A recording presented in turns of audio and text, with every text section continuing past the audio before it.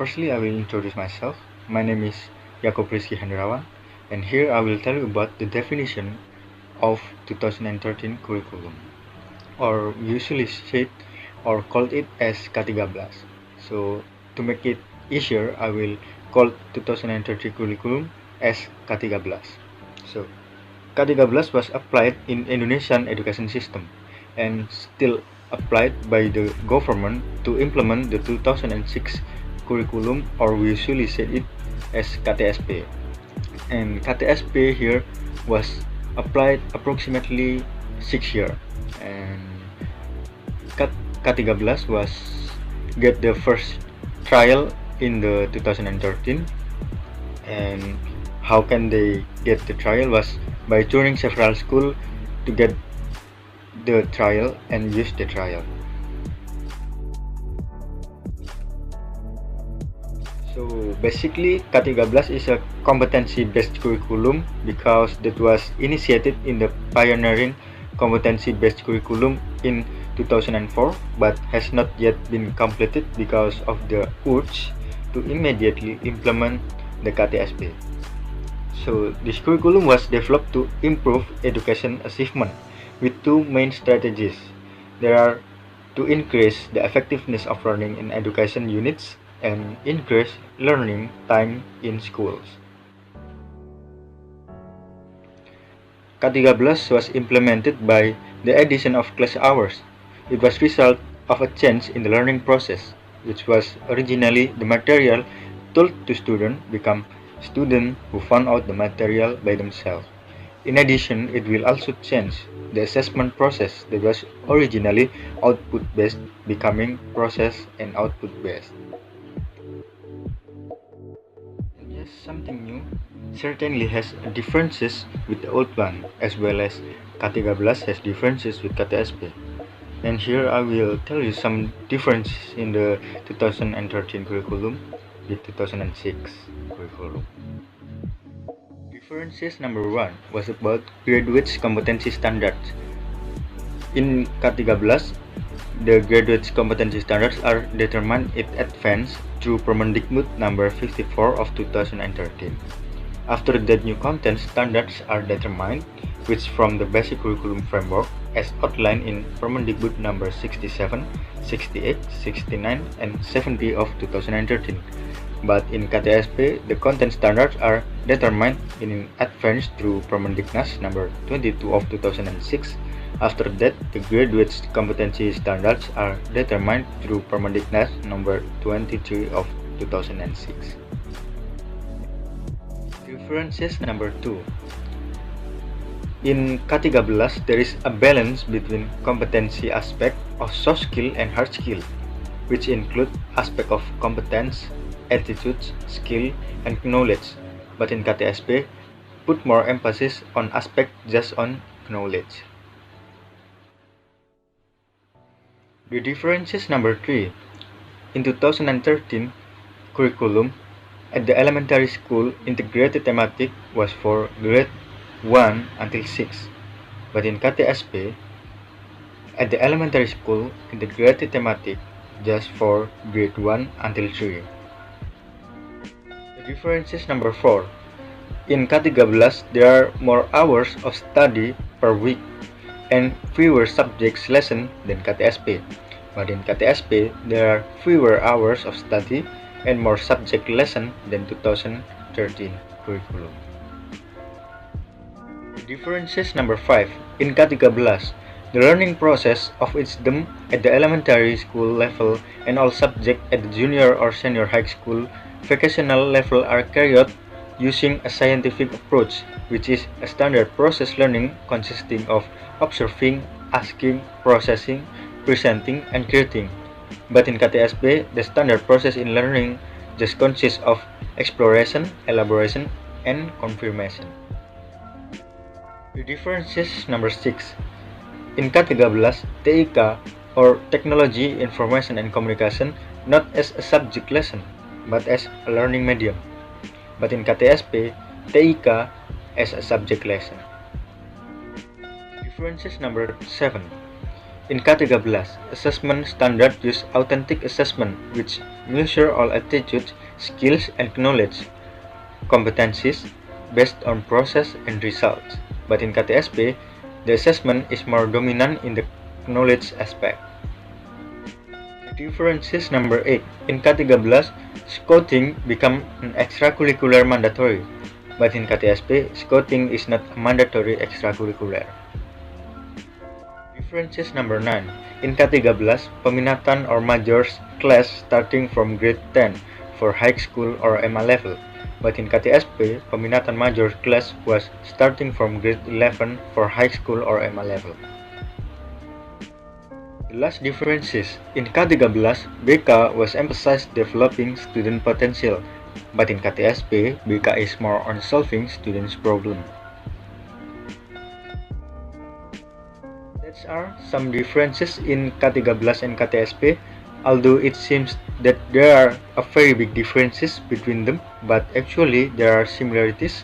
For example, a scientific approach, which is essentially student-centered learning, or students seek further knowledge, not just accept knowledge.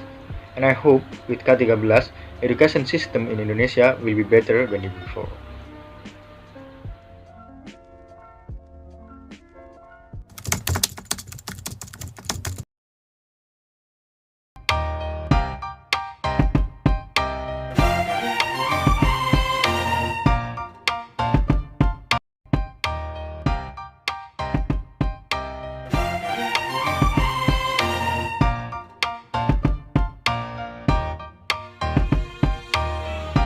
The purpose of this curriculum has been stated in the Ministry of Education Rule number 69 of 2013 about the basic framework and curriculum structure of upper middle school or madrasah aliyah. The purpose of this curriculum is to prepare Indonesian generation to have ability such as religious, productive, creative, innovative, effective, and able to contribute in all aspects of human life. This curriculum is a development of the previous curriculum, so the goals that were there are also more developed than before. For example, at previous curriculum, the students only play a passive role, but in this curriculum, students were demanded to be more active and become main focus in learning. In addition, the teacher in this curriculum should encourage students to think more creatively, innovatively, quickly, and responsively. Besides that, the students are also trained to develop courage in themselves and their logical abilities when faced with a problem. The curriculum also incorporates elements of community, national, and state life, and of course religion, to form noble characters generation. In conclusion, this curriculum is aimed to preparing generation to face various challenges and problems in the future with good character.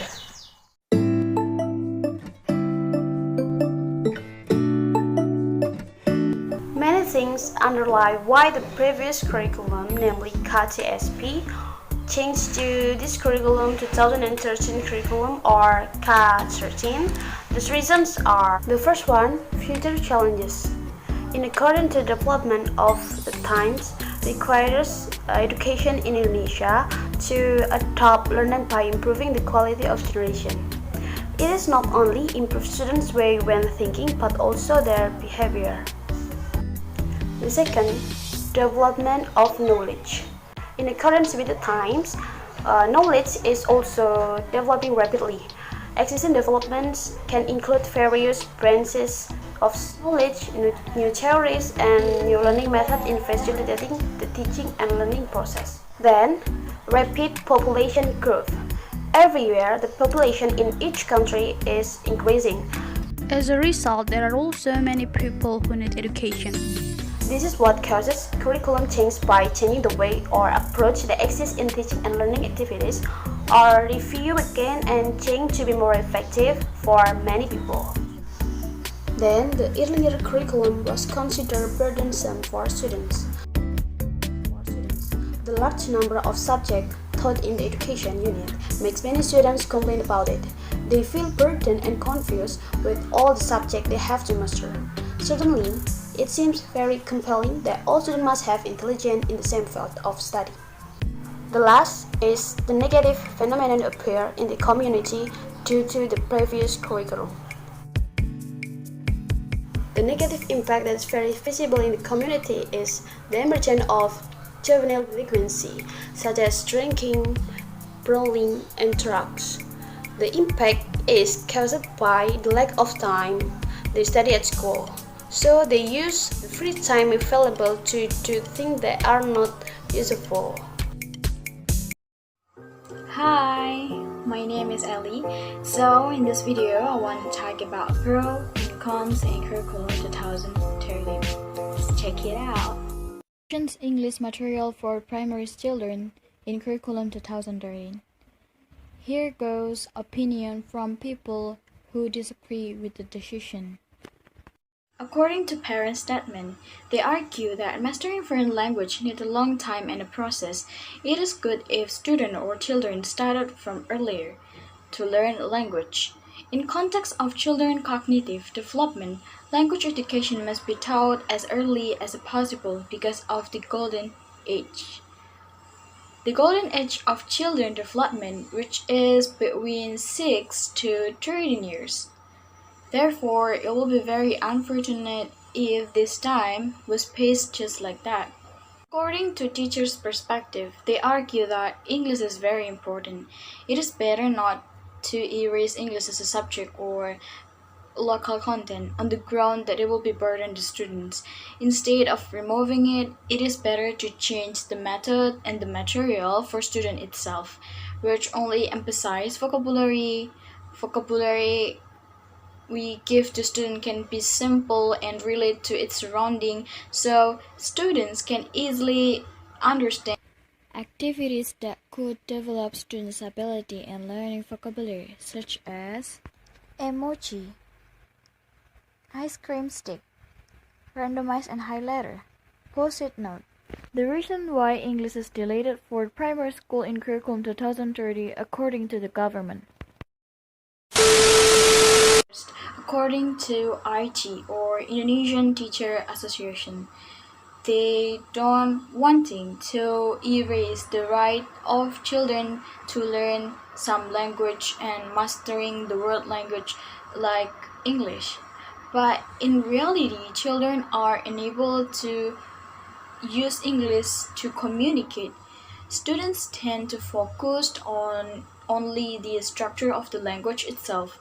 Even if they are able to get a score of 90, but they are not able to talk at all without the help of English course, so learning looks like a feint. Second, according to Musliar Kasim, Vice Minister of Education and Culture in Indonesia, a state two compelling reason for shifting the position of English as a subject in elementary school become extracurricular.